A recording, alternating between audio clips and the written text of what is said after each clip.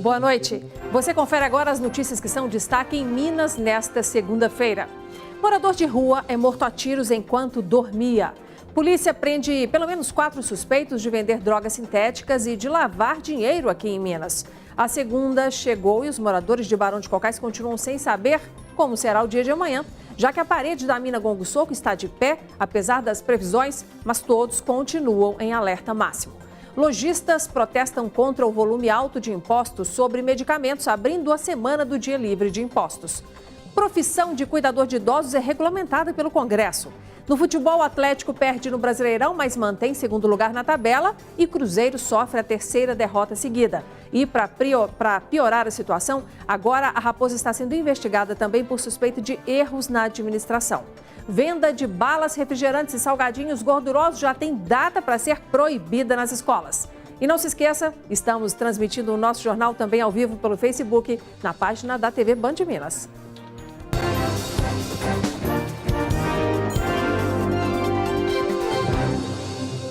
Um morador de rua foi morto a tiros enquanto dormia. Isso aconteceu lá em Uberaba, no Triângulo Mineiro. A Polícia Militar acredita que uma dívida do tráfico de drogas tenha motivado o crime.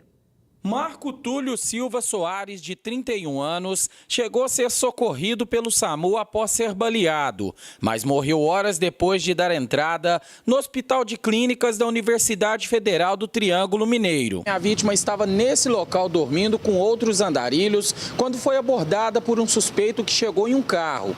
Ele descobriu a cabeça de Marco Túlio, realizou os disparos e fugiu no veículo em seguida. A polícia acredita que a motivação foi dívida de drogas. Foi relatado que esse indivíduo que foi vítima do homicídio estaria devendo a alguns traficantes da cidade.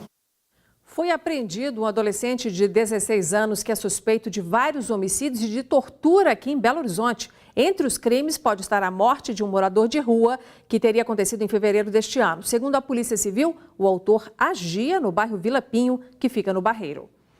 Os dias de angústia dos moradores de Barão de Cocais, na região central de Minas, ainda não acabaram. O prazo que a mineradora Vale deu para a queda do talude da mina Gongo Soco, lá na cidade, terminou no fim de semana e a estrutura ainda se movimenta na cava da mina. Enquanto isso, na cidade, a população vive um alerta, já que o desabamento pode ocasionar o rompimento de uma barragem. Vamos então direto para Barão de Cocais, onde está o nosso repórter Diogo Ramalho. Diogo, boa noite.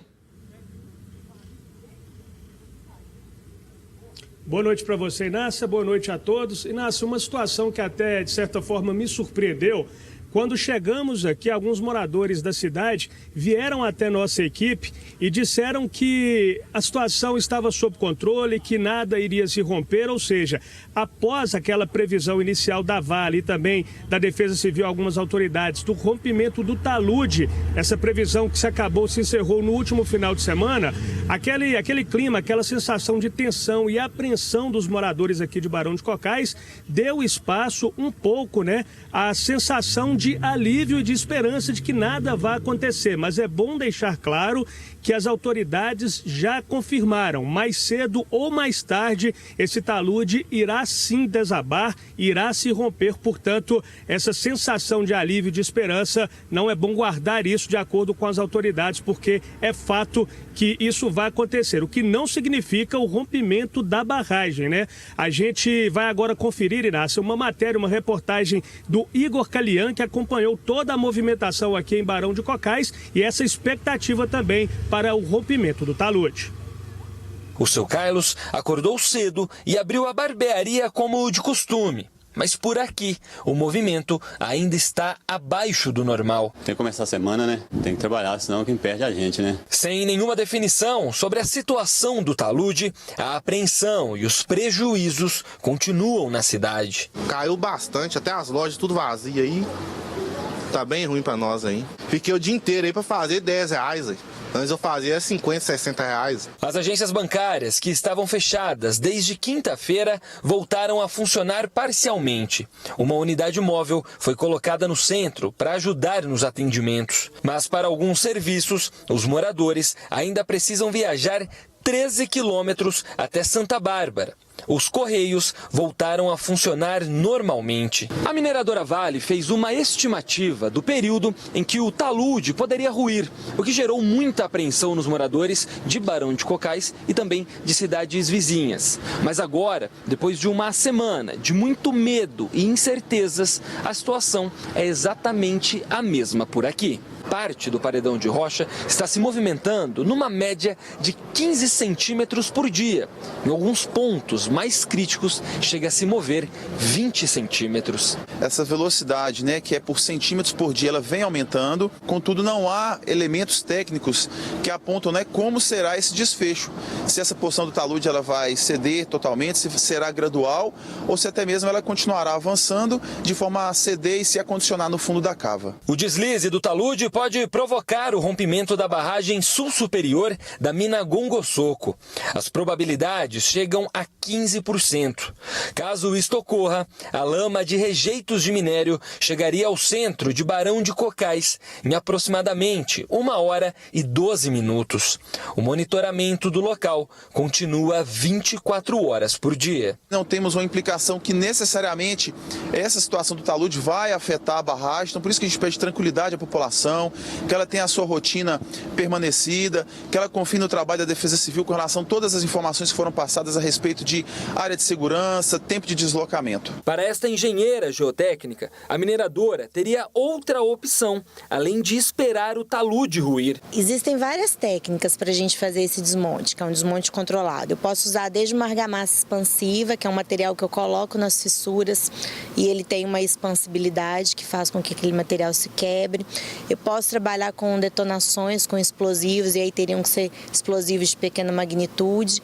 E posso trabalhar também com algumas ponteiras, cortando a face do talude em proporções menores. Moradores da comunidade de Socorro e de áreas de autossalvamento foram retiradas de suas casas desde fevereiro, quando a barragem atingiu o nível 3, ou seja, tem o risco iminente de rompimento. Quase 500 pessoas estão alojadas em pousadas e hotéis na cidade. Para começar, o psicológico é muito abalado, porque a gente saiu das nossas casas, saímos das nossas rotinas, igual eu fazia meus bicos na minha casa para sustentar a minha casa, hoje em dia eu não posso fazer mais, porque no hotel a gente tem uma limitação. O hotel é maravilhoso, a gerência do hotel é maravilhosa, o que eles podem fazer para estar ajudando a gente faz, mas não é a vida da gente, não é a rotina da gente. 3 mulheres são surpreendidas por criminosos durante um assalto a uma residência na cidade de Campo do Meio, no sul de Minas. De acordo com a polícia militar, o assaltante, um deles, entrou na residência logo hoje cedo, rendendo uma mulher que trabalha na casa e mais 2 moradoras, e roubou aí vários objetos pessoais e fugiu acompanhado de uma comparsa. Os suspeitos estavam hospedados em um hotel atrás dessa casa para observar a rotina dos moradores. Um suspeito já foi identificado, mas permanece foragido. A mulher ainda não foi identificada. Está preso um guarda municipal de Belo Horizonte suspeito de ter tentado estuprar uma adolescente de 17 anos na madrugada de domingo na região norte da capital. A jovem disse à PM que andava pela rua quando foi abordada pelo guarda que usava uma faca. Uma testemunha que passava pelo local conseguiu imobilizar o suspeito e chamou a polícia. Segundo a PM, o guarda apresentava sintomas de embriaguez. Por meio de nota, a Guarda Municipal de BH disse que a Corregedoria acompanha o caso e que o agente não estava em serviço. E confira agora outras notícias que são destaque em Minas nesta segunda-feira e que também chamaram a atenção no final de semana. 22 mandados de prisão e 28 de busca e apreensão foram cumpridos hoje pela Polícia Civil em Minas, Goiás e Brasília por ligações com crime organizado. Os investigados são suspeitos de fornecer drogas sintéticas e de lavar dinheiro por meio de empresas fantasma. Foi aberta hoje a Semana Nacional de Conciliação Trabalhista. 480 audiências já estão agendadas em Belo Horizonte. O mutirão se estende às varas do trabalho no interior do estado e será realizado até o dia 31 de maio. Lojistas fizeram um protesto hoje no bairro Santa Efigênia, região centro-sul da capital, contra a alta carga tributária sobre os medicamentos e para alertar a população. Esta ação marcou o início da semana em que é comemorado o Dia Livre de Impostos, organizado pela CDL-BH. Carro que vinha do Paraguai com armas foi apreendido em Betim, na Grande BH, ontem à noite. Uma denúncia levou a PM ao imóvel onde estava o veículo. Foram encontradas 5 pistolas e um revólver. Um homem foi preso. Polícia Federal e equipes de combate ao crime organizado apreenderam no final de semana 370 quilos de pasta base de cocaína escondidos no fundo falso de uma carreta carregada com sucata no Triângulo Mineiro. Foi a maior apreensão do produto neste ano no estado. O motorista foi preso. O valor da carga está estimado em quase 4 milhões de reais. 3 pessoas foram presas e várias armas de fabricação caseira apreendidas no final de semana na região centro-sul de BH. As armas eram fabricadas na casa de Jefferson Oliveira. Uma jovem foi presa em flagrante comprando 3 armas. Uma máquina usada na fabricação e dinheiro também foram apreendidos. Apenas 236 dos 800 moradores dos bairros Jardim Vitória 13 e Beija-Flor, na região nordeste da capital, e do bairro Maria Tereza, na região norte de BH, participaram do simulado no sábado para orientar a população sobre como agir em caso de rompimento da barragem Forquilha 1, que fica em Ouro Preto, a 120 quilômetros de Belo Horizonte. A estrutura está em nível 3 de alerta para rompimento e, em caso de colapso, pode atingir os 3 bairros entre 11 e 13 horas após o rompimento. O simulado durou cerca de 30 minutos. Segue internada a mulher que foi esfaqueada pelo filho nesse domingo no bairro Minaslândia, região norte de Belo Horizonte. Segundo a PM, o adolescente de 16 anos seria usuário de drogas e discutiu com a mãe por causa de um celular. Ela foi socorrida por outro filho e levada para a UPA 1º de maio, onde segue internada. O adolescente foi encaminhado para a divisão de orientação e proteção à criança e ao adolescente. Apoiadores do governo Bolsonaro fizeram uma manifestação nesse domingo na Praça da Liberdade, aqui em Belo Horizonte. Os manifestantes se posicionaram a favor de pautas do governo federal, como a reforma da Previdência e também o pacote de leis anticorrupção. Em Belo Horizonte, os manifestantes se concentraram na Praça da Liberdade, na região Centro-Sul, um dos pontos turísticos da capital mineira, com roupas e balões nas cores verde e amarela, faixas e cartazes. Uma enorme bandeira do Brasil foi estendida na avenida em frente à praça. O protesto, que não teve registros policiais, defendeu o governo Bolsonaro, o pacote anticrime, a lava-toga, a transferência do COAF para o Ministério da Justiça e a aprovação da reforma da Previdência. A reforma da Previdência significa o início do país começar a crescer. O nosso grande lema hoje aqui, eu preciso trabalhar. Esse é o nosso grande motivo hoje aqui. Nós temos 14 milhões de desempregados.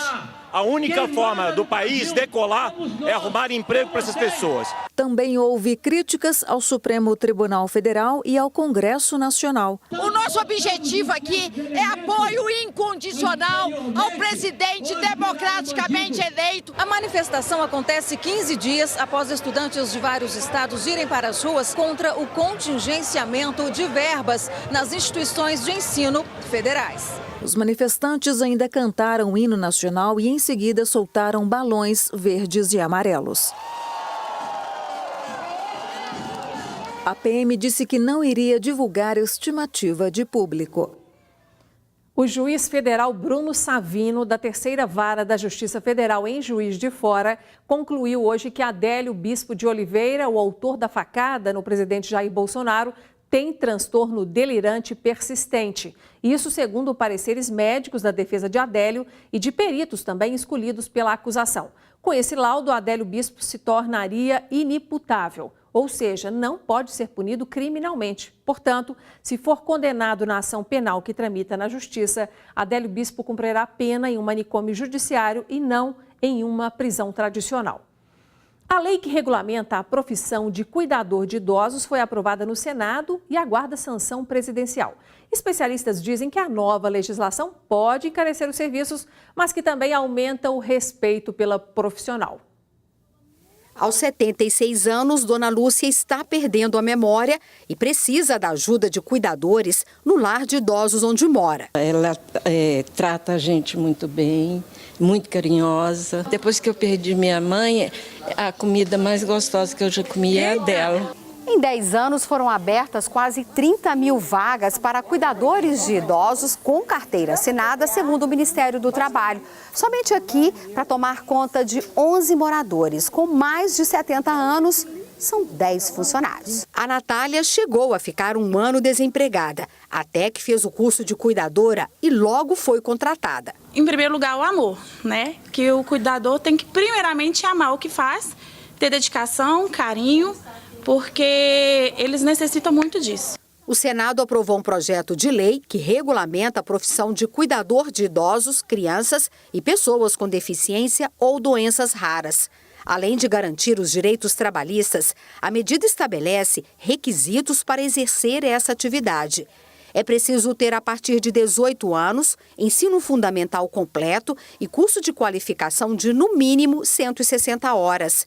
Estão vetadas pessoas com antecedentes criminais e todos devem apresentar atestado de aptidão física e mental. O grande ponto positivo é que os cuidadores agora vão ser mais reconhecidos, valorizados, por saberem que a sua profissão é sim regulamentada por lei e que já era reconhecida pelas famílias, que em grande número vem contratando e procurando os cuidadores. Para este advogado trabalhista, as novas exigências poderão encarecer o serviço do cuidador, mas trarão mais segurança para quem depende desse trabalho. Essa regulamentação, ela trouxe de forma muito clara as responsabilidades dos cuidadores, que têm que respeitar as diretrizes tanto do Código do Idoso, do Estatuto do Idoso, quanto do Estatuto da Criança e Adolescente. Há penalidades, como, por exemplo, justa causa. Neste curso de cuidadores, os alunos aprendem a dar banho no leito, fazer curativo, medir pressão, além de noções de ética para cuidar de pessoas mais vulneráveis. A família sai e o cuidador fica, né? E esse profissional precisa atuar de forma ética, né? E estar bem preparado para as suas atribuições, para as emergências, né? E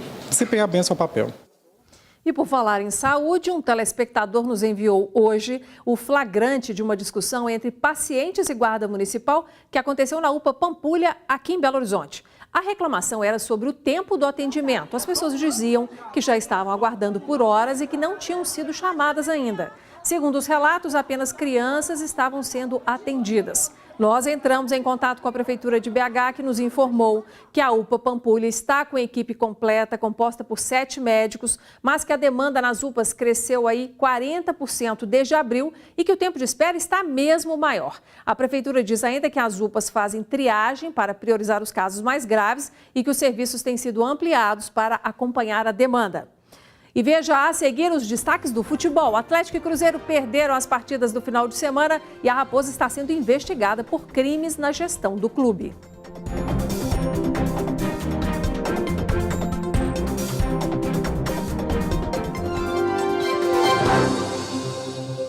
Estamos de volta e o assunto é o futebol. A rodada do final de semana não foi boa para os times de BH. O Atlético perdeu para o Grêmio em Porto Alegre por 1-0. Quem fala para a gente como foi essa partida é o nosso repórter e comentarista André Salles. Boa noite, André. Boa noite, Nácia. Boa noite para todo mundo. Pois é, o Atlético teve esse duro desafio, né? O Grêmio vinha numa sequência muito ruim, mas é uma equipe muito forte que nos últimos anos, sob o comando do Renato Gaúcho, vem conquistando títulos importantes, principalmente o da Libertadores.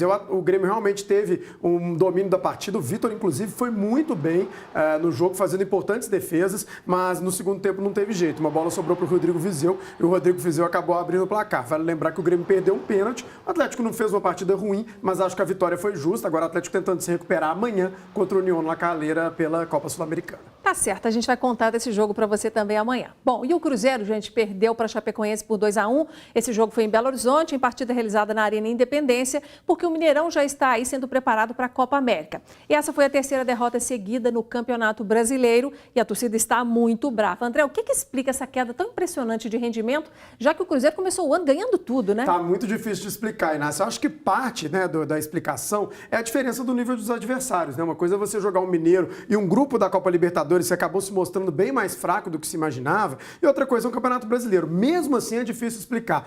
Poucas equipes vão ser goleadas pelo Fluminense, o Cruzeiro foi. Poucas equipes vão ser derrotadas pela Chapecoense em casa e o Cruzeiro foi. Então isso mostra uma preocupação. O técnico Mano Menezes vai ter que reinventar essa equipe. Tentou no domingo, não deu certo e agora vai encarar o São Paulo no fim de semana em mais um jogo duríssimo. Agora, André, além dessa questão aí do rendimento, do desempenho, tem mais uma notícia envolvendo o Cruzeiro, né? Que passa a ser investigada aí por supostos erros na administração. Conta mais detalhes pra gente. Inclusive virou caso de polícia mesmo, né? A Polícia Civil investigando e acabou de acontecer, né? Uma coletiva muito complexa, muito longa, e são 2 pontos que eu acho que valem ser destacados. Primeiro, o Cruzeiro nega que teria aí vendido fatias de jogadores, né? Do passe, teria colocado apenas como garantia aos credores, o que não seria impedido pela CBF, pela FIFA, enfim. Um outro ponto é a questão da dívida. dívida, né? A atual diretoria do Cruzeiro acaba colocando, então, essa questão da dívida na conta, literalmente, da gestão anterior. É uma guerra eterna aí entre as gestões dos clubes. Você segue acompanhando e atualiza a gente, combinado? Com certeza. Obrigada, André. Valeu. E mais de 226 mil mineiros tiveram o título de eleitor cancelado por não terem votado ou justificado a ausência nos últimos 3 pleitos eleitorais. O eleitor pode conferir a situação no portal aí do Tribunal Superior Eleitoral ou também em qualquer cartório eleitoral. É importante lembrar que a quitação aí eleitoral é necessária para serviços como matrícula em instituições de ensino, a emissão de passaporte e a nomeação em concurso público. Para regularizar o título, vai ser preciso pagar multa. Todo mundo tem várias pedras no sapato, não é? Que surgem ao longo da vida, que são aqueles problemas que fazem a gente sofrer ou perder a paciência, pelo menos de vez em quando. Pois para dar conta de lidar com esses desafios é preciso ter resiliência. Quem explica para a gente como fazer isso é o professor de física mais famoso do Brasil. É dia de Pachecão para você começar bem a semana. Meus queridos, na vida real não podemos existir sem lutas internas. Os duros golpes do destino aparecem de várias formas. Precisamos saber que as coisas são como são e que cada um de nós tem seu próprio calcanhar de Aquiles. Mas fica difícil, rapaz, entender que numa vida com tantas liberdades, a tranquilidade é algo raro. Numa época de menor necessidade de esforço físico e conquistas tecnológicas de todo tipo, que deveriam facilitar a vida, as pessoas se sentem constantemente sob pressão. Precisamos ser mais rápidos, mais precisos, mais profissionais em nossos empregos. A vida confronta cada um de nós com numerosos desafios. E tudo isso gera estresse. A pressão arterial e a frequência das batidas do coração aumentam. A respiração acelera. O hormônio adrenalina se espalha e garante que o cérebro e os músculos recebam toda a energia de que necessitam. Nesse momento, as pessoas precisam diferenciar entre o importante e o irrelevante e ter uma resistência psíquica caso não queiram sucumbir diante da catástrofe. Meus queridos, precisamos desenvolver uma casca dura para a nossa alma, algo que nos protege contra as pontadas constantes na vida profissional e afetiva. Uma postura que permite olhar para o futuro com alegria e que não fica focada na tristeza do passado.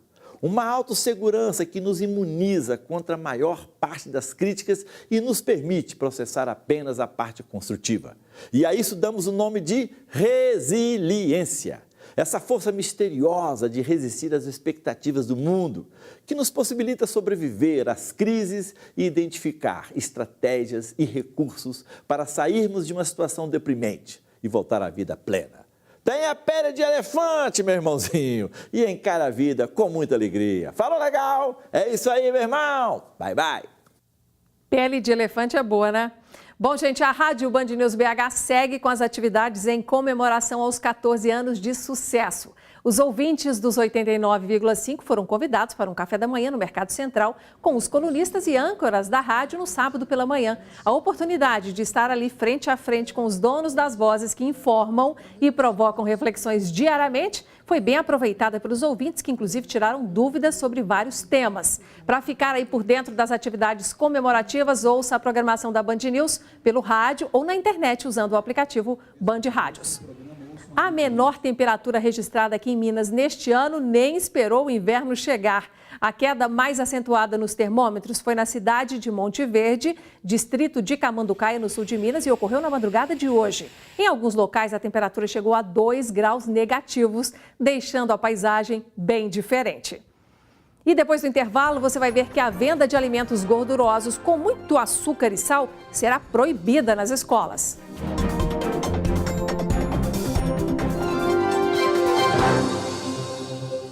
A partir do dia 24 de junho está proibida a venda de alimentos muito calóricos, com gordura saturada, gordura trans, açúcar e sal e pouco nutritivos. Em geral, gente, biscoitos recheados, salgadinhos, balas e refrigerantes. A exigência se aplica à lanchonete da própria escola ou terceirizada e também a delivery e vendedores ambulantes que trabalham ali na porta dos colégios.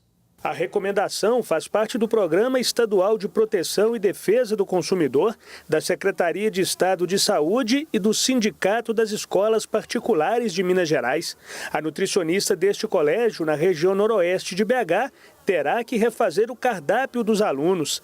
Ela conta que aqui muita coisa, como fritura, por exemplo, já não era usual e que concorda com a nova medida que irá melhorar a alimentação dos alunos. O que eu acredito é que a gente vai melhorar demais a saúde das crianças, porque cada vez mais vem aumentando o número de crianças com obesidade. Entre os alimentos proibidos a partir do dia 24 de junho estão aqueles com poucos nutrientes, alto teor calórico, gorduras trans e saturadas e os que têm também excesso de sal e açúcar. No início do ano letivo, a instituição forneceu aos alunos livros de receitas saudáveis.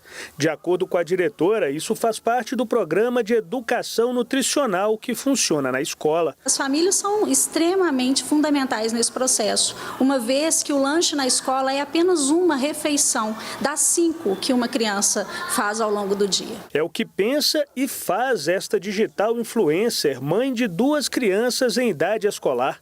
Bela diariamente prepara o lanche das meninas. Frutas estão sempre no cardápio. A gente educa em casa, né? A escola realmente colabora com a parte de ensino, mas a gente tem que educar as crianças na educação também alimentar. Coxinhas, balas e pirulitos na escola estão com os dias contados. 2 tipos de fruta e um suco de polpa. Salgado integral, né, com massa 100% integral de frango. Isso aqui é um pão pizza que é feito pelas nossas cantineiras. Pão de queijo e uma batata assada em forma de carinha que atrai mais as crianças. A criança, o adolescente, ele tem que mudar o hábito, né? Vai ser um choque, mas eu acho que eles vão conseguir. E encerramos com um lembrete para todos os consumidores. A partir de amanhã, o preço da energia elétrica terá 2 acréscimos. Um reajuste anual de quase 7%, autorizado pela ANEEL, que é a Agência Nacional de Energia Elétrica, e também amanhã entra em vigor as novas bandeiras tarifárias. A amarela passa para R$ 1,50 para cada 100 kWh consumidos. E a bandeira vermelha subiu para R$ 4,00. Só vamos saber qual delas vai vigorar em junho, no dia 31 de maio, conforme o nível dos reservatórios das hidrelétricas. A gente, claro, te conta. E se tiver alguém tomando banho na sua casa agora, pede para acelerar, porque a conta vai subir, hein? Bom, nós ficamos por aqui. Obrigado pela sua atenção neste comecinho de semana. Estaremos juntos ao longo desta semana mais uma vez. Boa noite.